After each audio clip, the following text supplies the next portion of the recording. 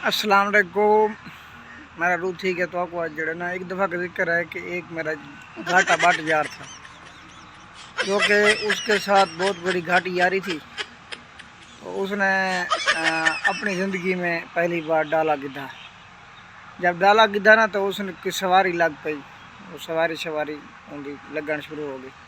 ठीक थी, मेरे को आपको ज़रूरत हो गया मोटरसाइकिल। तो उसके बाद वो नहीं, मोटरसाइकिल नहीं बल्कि डाला। मैंने उनको आखा कि यार मुझे ना ज़रूरत है। नहीं यार, तू तो दोस्त है, तू बस ऐसा कर, तू ना बस डीजल डलवा दे, बाकी वो जी गाल कोई नहीं, किराया वाली।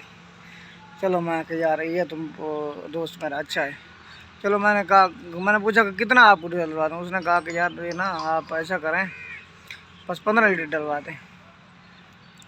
ठीक हो गया। 15 लीटर के पैसे बनते थे गालबन 3,000 जब मैंने वापसी पे आना था ना तो किसी और को कॉल की कि यार आपने किराया लेना है। बस हर बार मैं दोस्त को ना ख़राब करे ना, जरा अंगल देवे तुंदी बहाना कावले ते मैं किराया लग सदे खैर मैं कहा 2,000 डीजल वाला 3500 ते डीजल पवाए एहसान उतारे दोस्त आ ना।